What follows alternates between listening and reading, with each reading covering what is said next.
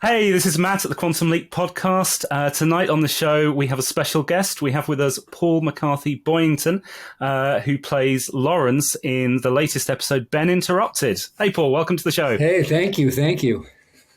So thanks for joining us. I'm going to let the listeners know, because we were talking about this off mic beforehand. Usually, we run these interviews with full knowledge of the episodes. We've usually got a press screener to hand. I'm talking to you not having seen the press screener. For whatever reason, it's not dropped this week. So we're going to run the interview as normal. We'll have a chat about your past, and we'll have a chat about Quantum Leap. But I'm as eager to find out as anyone else what Monday night's episode is going to bring. It makes it more fun. By the time... Absolutely.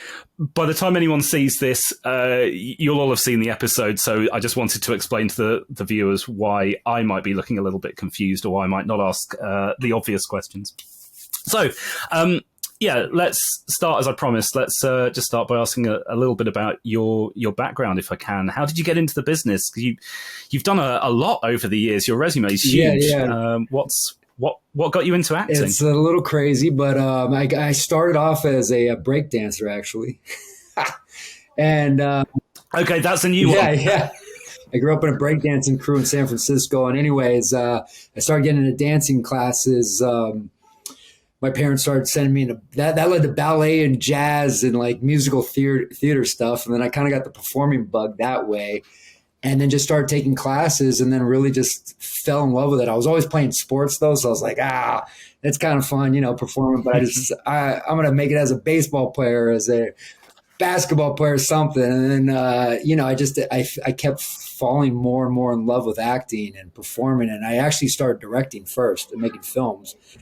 And then it just kind of really, really ignited my soul. I believe in high school, in like junior year, and then I kind of was like, hey, when I graduate, I'm moving down to LA, and I'm going to just give it a shot. And I started taking classes. I was taking classes already, but then I really just dived into taking all types of acting classes. And did that? You mentioned that you started off doing some directing. Did that bug ever follow you into kind of the professional realm, or was that just your gateway drug into acting? That was my gateway drug, but I really did think I was going to be more of a filmmaker. And hey, who knows if it'll that bug is still kind of yearning, but the performing kind of overtook that part. Maybe it's because I'm a narcissist. No, maybe I just like seeing myself. You have to be. What it is. Yeah. Exactly. You have to be a little bit of that. So I guess, but I started making my stepfather was a experimental filmmaker. And then also my father was a filmmaker, and my mom made films too. So I kind of was like surrounded by filmmakers, right? And I just love that part of it. And just telling, I guess it really comes from just wanting to tell stories and being a storyteller, just being part of it any way I can. And so, yeah, the acting part kind of took over because I was doing some commercials here and there. And anyways, it kind of took off from there. And just I started doing a lot of theater, and that's where I just really started falling in love with it, and kind of got that bug where you're like, oh, it's like, right, I surf too. So it's like when you ride that wave, wow, you're just like, wow, yeah. I need more of that, whatever it is. I think it happens in sports. It's happened to me in sports where it's that zone. And you're always kind of chasing that zone, that vibe, So yeah. Yeah. So you've been chasing that for some years now. Can you talk me through? Because as I say, I've checked out your resume on IMDb. You've done a whole lot. Can you talk me through a few career highlights before we go on to? I would say one of the career highlights was to be in. I did a movie, a sci-fi thriller that was directed by the same people that did it's called Altered, and it's the same people that directed and produced the Blair Witch Project. All right. Yes, and it was for Universal Studios. This is their second project after the Blair Witch Project, and it was more of a traditional studio film, and it kind of got screwed by the politics of the times at that time, studio politics, not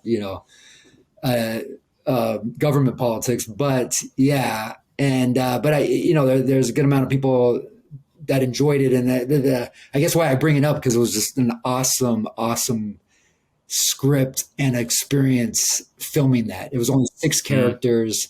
It's about these Southern rednecks, really, essentially, that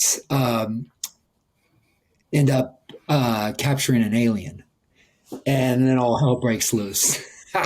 So it's kind of like, it's really a character piece. It's not a lot of visual effects, a lot of hard effects or practical effects.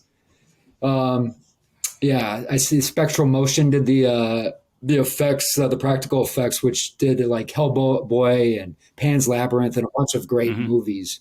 But yeah, so it was just a lot of fun. It was really like a character study a character piece that happened to have an alien and just kind of that. Nice. So that was great. And the director, Eduardo Sanchez, who did Blair Witch Project, phenomenal. Yeah. Human, and Greg Hale, the producer, and it was just a joy coming to work every day, and we were just challenging each other every time, each and every day and moment, and it was just a bad time, meaning the best of times. Yeah. What a great opportunity to work with those guys. Yeah. And that sounds like quite a dramatic piece. Is that the sort of role that you usually do? Yeah. Or have you been trying out different genres? No, I have tried out different genres. I love all genres. And I've been, lucky to be in some sci-fi stuff. I was also in a film called The Human Race, who was directed by actually a English director named Paul Huff. His father is a well-known director called John Huff.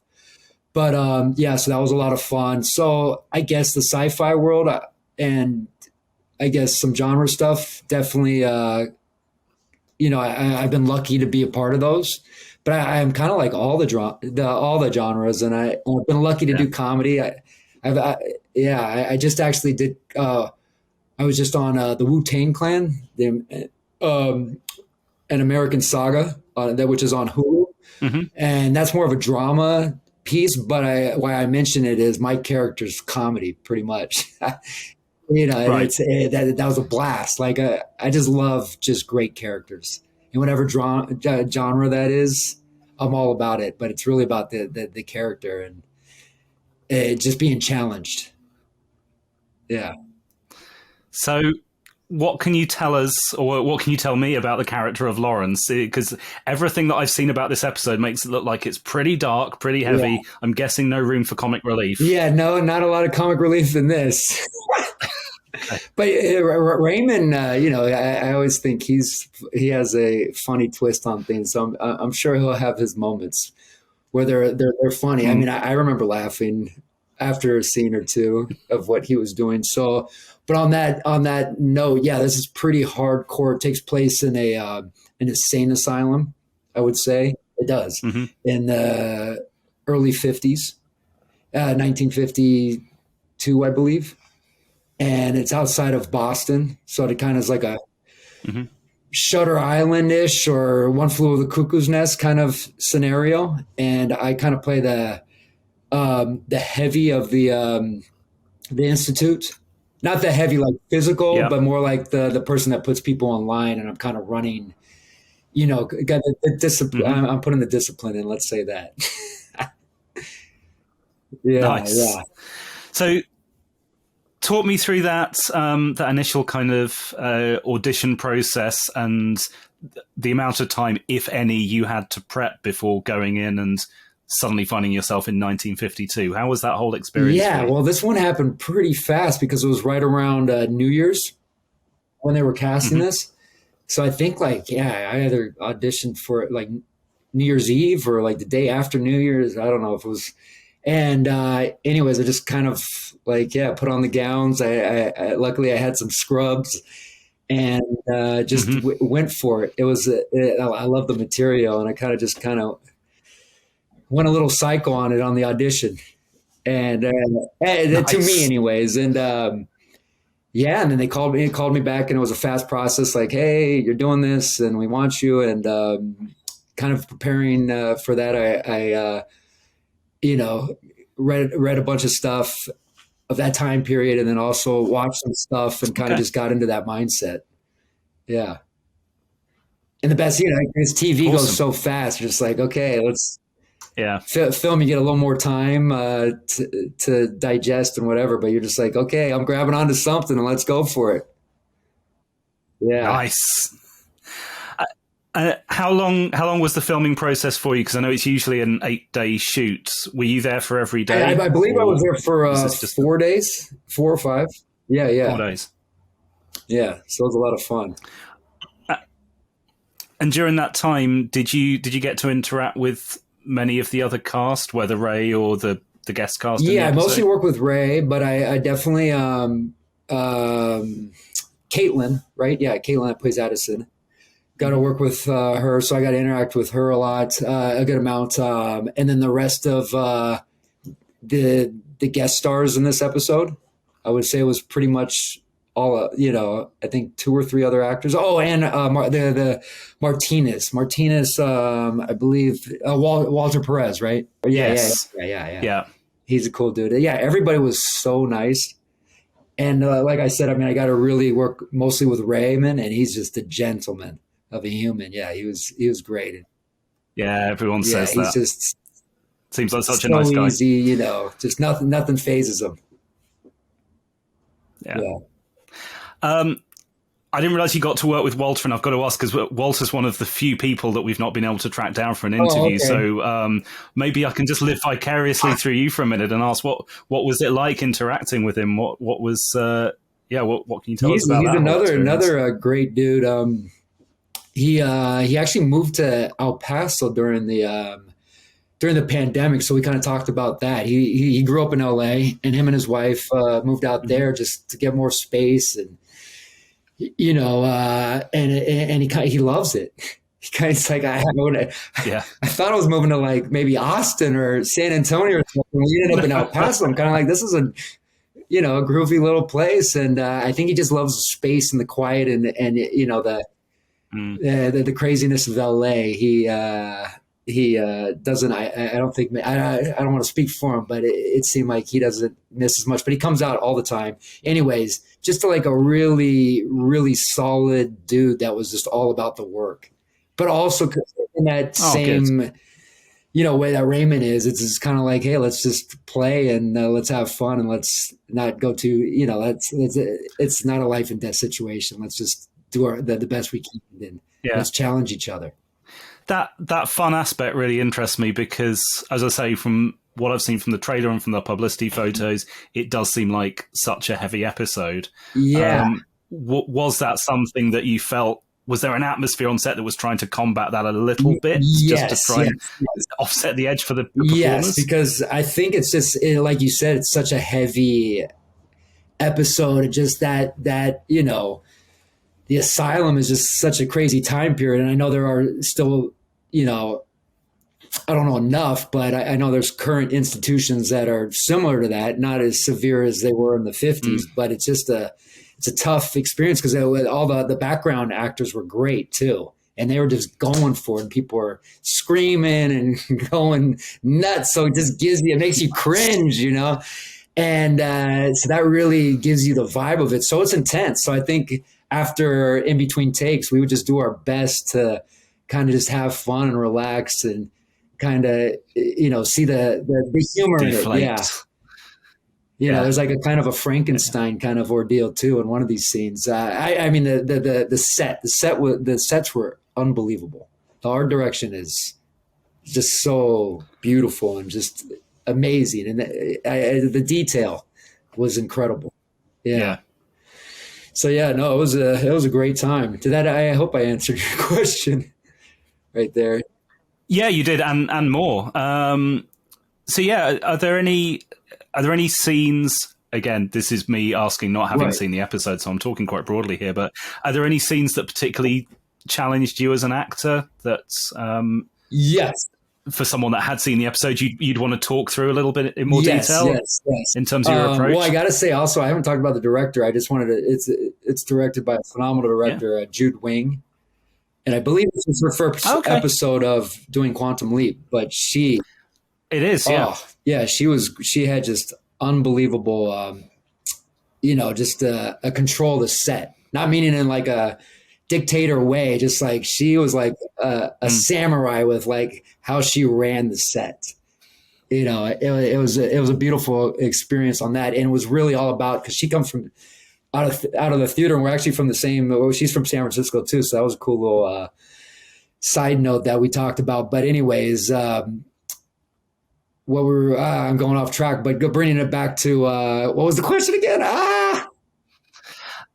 Just any scenes that you had that had challenged you or that were particularly interesting. Well, going back to her, she was very she would challenge you as an actor, which I love.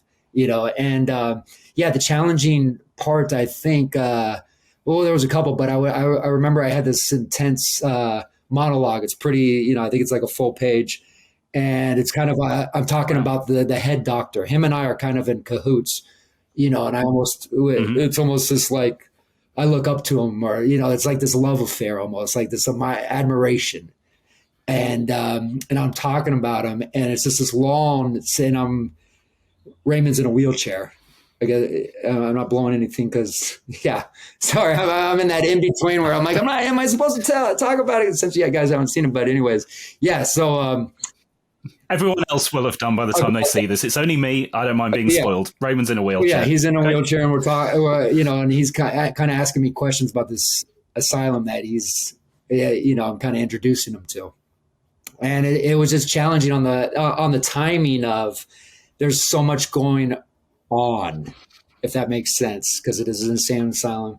You're reacting to all this stuff, but just staying on track and just trying to communicate about this almost, this doctor, and also the place, and communicating that to Raymond, but also holding on to that the character of my character has, a deep past. They were in the war together, him and the doctors. So yeah. So yeah, I guess that makes sense. But the challenging part was just the timing of all that, and getting it, physically doing it, and just the array of things happening, and getting down to the guts of the performance. I guess that's what I really wanted to communicate. Yeah.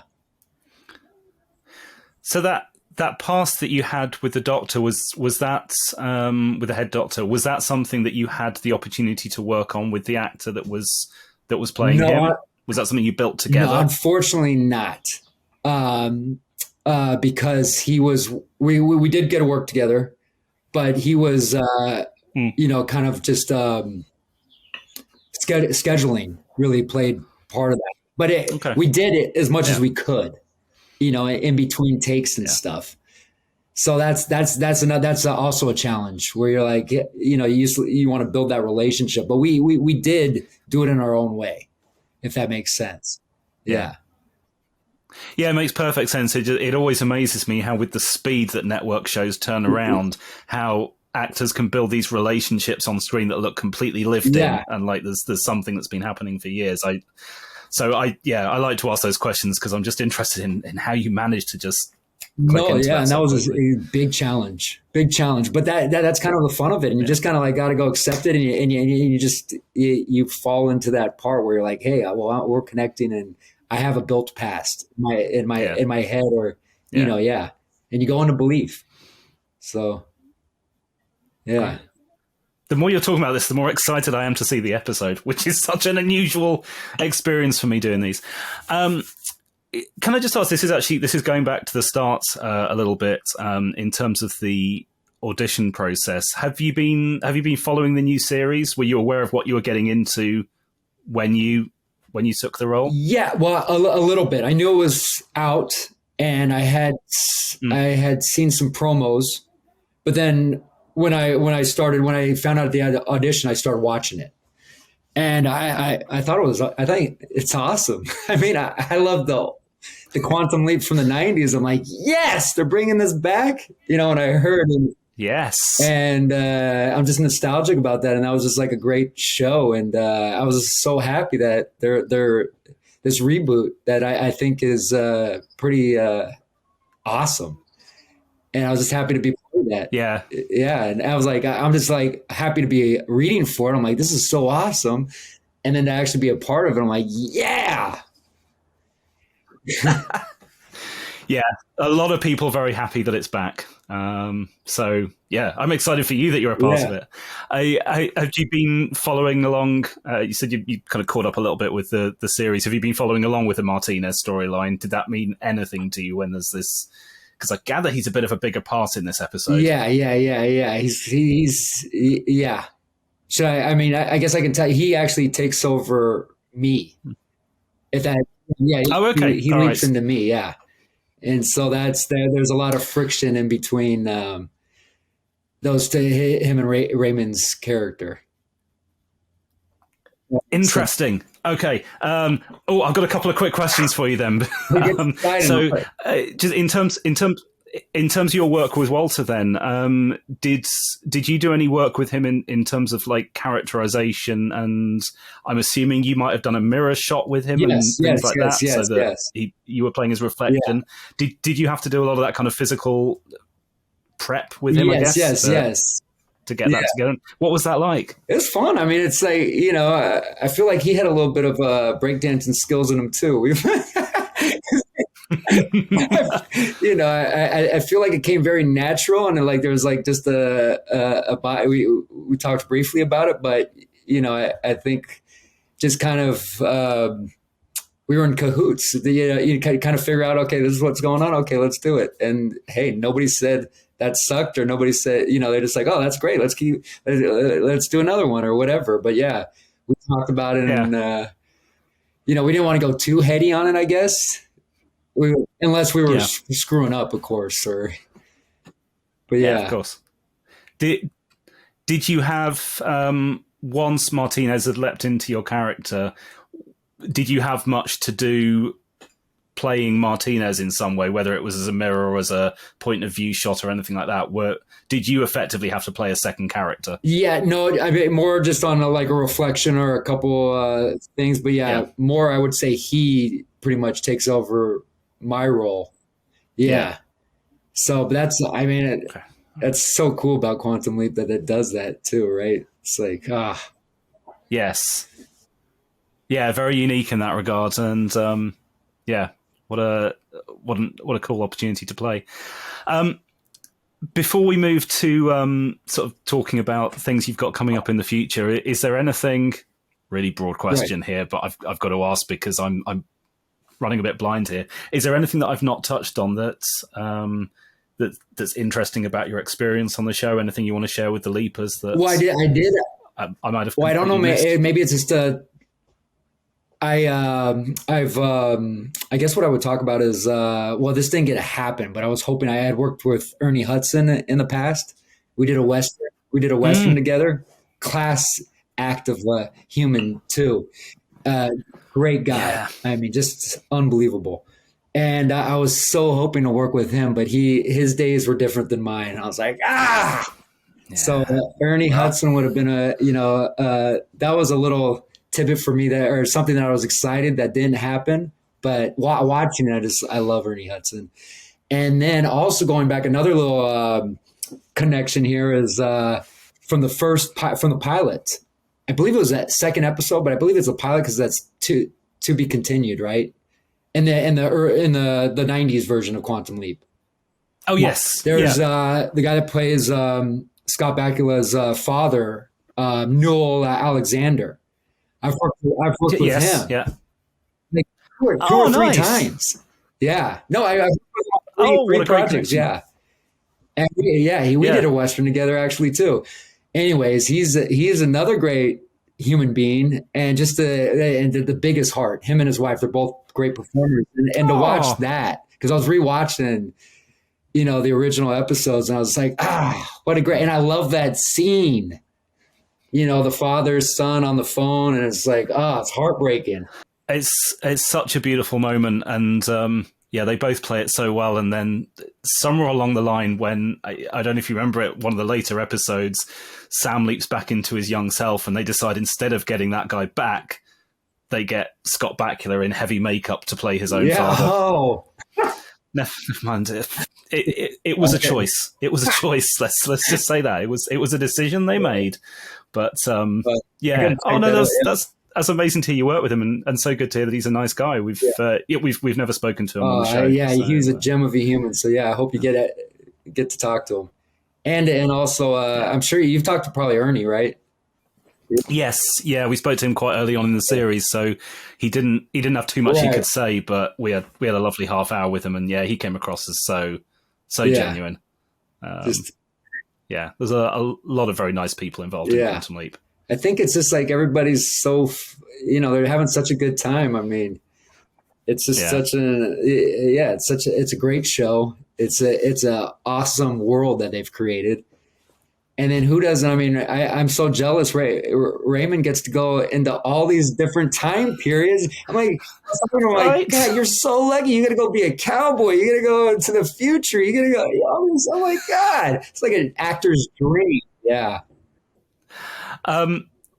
This has been fantastic. I'm quite amazed at how much has come out, considering that the lack of balance here with what I know versus what you know. But perhaps before we completely wrap up, you could let the leapers, the viewers and the listeners know where else they can find you. If you've got any other projects on the go that we can look out for you in throughout the year. Well, I guess I mentioned it earlier. As a few days ago, I was just on the Wu-Tang Clan, the musical group, an American Saga, which is on Hulu. It's on the 3rd season right now. Hulu? Yeah. I play Old Dirty Bastard's manager. Quite a wild character. Yeah. So that was a lot of fun. And then I have a movie that's called Border Lord. It's actually it's a short, but it's a modern Western that we shot in New Mexico, and that will be coming out soon. And that's about it. I have a movie, a sci-fi movie called Renko that was shot in Spain with Javier Bardem's brother, Carlos Bardem. Yeah, I play a bounty hunter. He plays a guy tracking me down, also a bounty hunter.